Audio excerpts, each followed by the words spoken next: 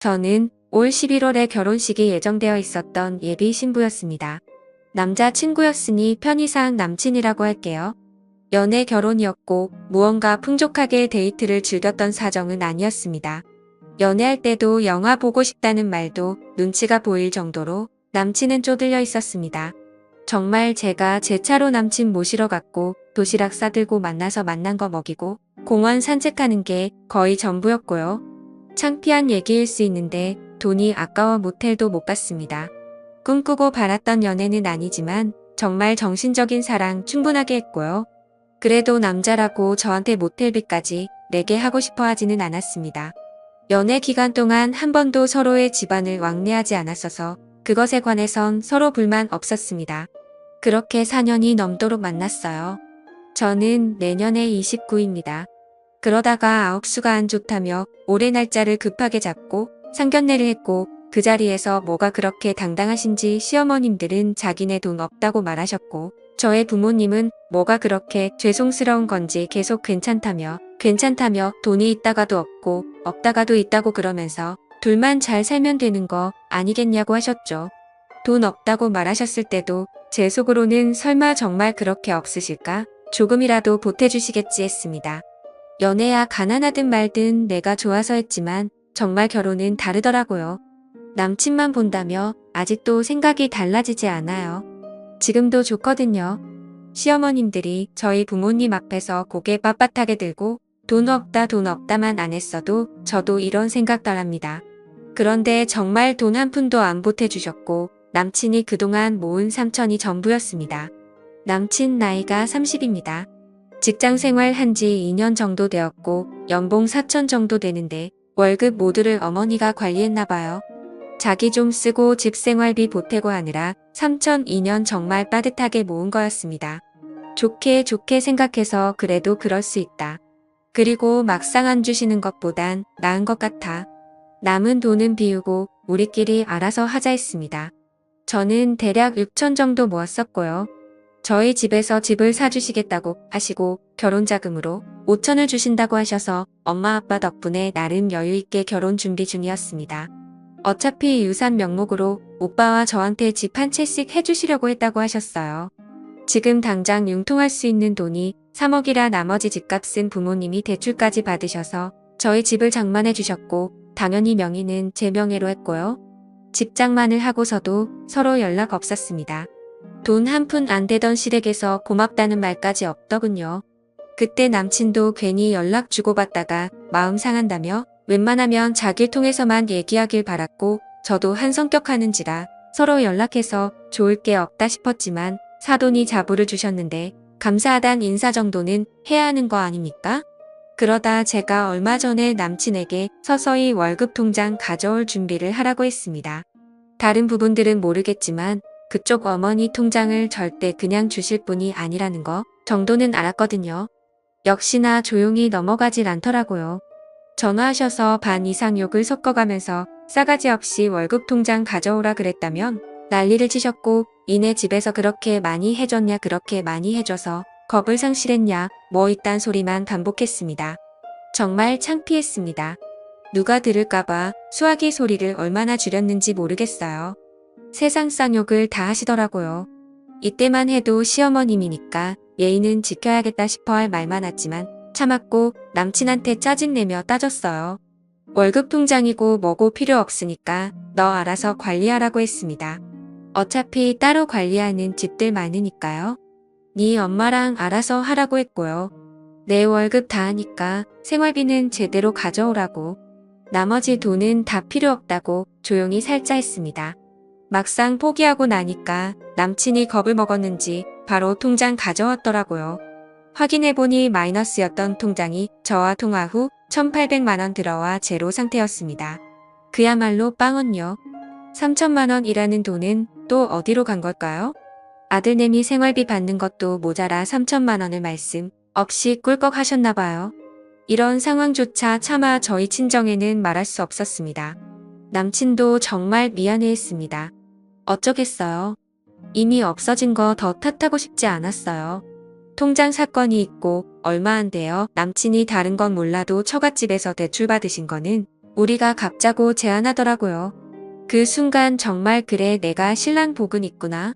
우리 신랑 정말 개념 있구나. 그렇게 생각했어요. 제 월급 자기 월급 계산하면서 몇 년 걸리겠다. 혼자 계산한 모습이 너무너무 예뻐 보였습니다. 그런데 다음 날 어머님이 전화가 왔어요. 또 욕을 해가면서 우리가 언제 니네 대출까지 받아서 집 해달라 그랬냐고 소리를 지르는 겁니다. 왜 대출은 받아서 자기 아들이 그걸 갚아야 하냐고 난리를 치는 겁니다. 정말 다리에 힘이 풀리고 할 말이 없었습니다. 처음 친정에서 저희 보고 돈 갚으라고 대출하신 거 아닙니다. 자식 된 도리로 할 수 있는 건 해야겠다 싶어 저희 스스로 그런 결론을 내린 거죠. 이 남자가 도대체 무슨 말을 어떻게 했길래 아니지 싶어서 화가 나더라고요. 대출금만 갚는 게 아니에요. 저희 집에서 해준 집값 다 갚기로 했는데요. 라고 말을 했고 아무 말 없이 전화가 끊어졌습니다. 그 길로 그 어머님 입원하셨대요. 저와 통화 후 너무 충격 먹어서 입원하셨대요. 무슨 통화 후 갔는지 다 남친한테 얘기했고 돈이 그렇게 아까우면 그냥 결혼하지 말자 그랬습니다. 아무래도 결혼 후에도 나 때문에 어머님 여러 번 입원할 것 같은데 나도 사람인지라 누가 나 때문에 계속 쓰러진다면 우리가 잘 살 수 있겠냐고. 괜히 이혼하게 될 거야. 그러지 말고 파혼하자 그랬습니다. 남친만 생각하면 솔직히 파혼 통보까지 너무하는 건가 싶기도 했죠. 결혼 전에 다들 얼마나 싸우고 속상해하고 그러는지 모르겠지만 집도 내가 하고 혼수도 내가 하고 예단은 엄청 바라면서 예물은 낭비니까 하지 말자 그러는 시댁이 정상이 아니지 않나요? 게다가 시어머니 당신 생각에는 예단으로 샤넬백 정도 적당한 것 같다고 하셨어요. 샤넬백이요? 어디서 들은 건 있으신 거지 돈 한 푼 남보태는 시댁에서 바랄 예단은 아닌 것 같아요. 결혼 준비하면서 예단 예물 때문에 틀어지는 경우 많이 들었는데 제가 조용히 있으니까 만만해서 이러는 건가? 정말 설마? 이랬죠. 근데 진짜 그런 일이 있더라고요. 그래도 그쪽에 표현 안 하고 우리 엄마 아빠한테 너무 미안해서 내 돈으로 한복 해드리고 결혼하는데 도리어 샤넬백을 선물로 받지 못할 망정 이 꼴이 뭔가 싶어요. 가난하다는 거 몰랐던 것도 아니고 그런 거 정말 생각하고 만났습니다. 나는 선물이 아니다라고 자부하면서 사랑 하나 믿고 만났어요. 그냥 우리는 행복할 거라고 막연히 생각했습니다. 하지만 이런 일이 있고 나니까 이제 왜 비슷한 집이랑 만나야 하는지 알려주지 않아도 알 것 같습니다. 결국 집은 전세로 놓기로 했어요. 남친한테도 그렇게 통보했고요. 그 소식을 들었는지 병원에서 시어머니에게 전화가 왔어요. 너는 병문안 한 번을 안 오냐며 뭐라고 하실길래 상황을 이해하지 못하시는 것 같아 그냥 괜찮으시냐고 물었고 그때서야 파혼이 웬 말이냐며 자식 없는 집값을 자기 아들이 어떻게 갚냐며 울먹이셨고 계속 그것만 물고 늘어주셨어요. 자긴 그런 집에서 살아본 적도 없고 본 적도 없는 데 있는 집에서 딸 시집 보낼 때는 그 정도 해줄 수 있는 거 아니냐며 말을 계속 이어나 가시길래 저희 집 없는 집인데요. 대출 받아서 집 산 거잖아요. 우리가 담보 없이 능력 안 되니까 부모님이 대신 대출 받으신 건데 그걸 왜 저희 부모님이 부담해야 하나요? 그리고 둘이 같이 갚는 거지 왜 아들 혼자 갚는 거라고 생각하세요?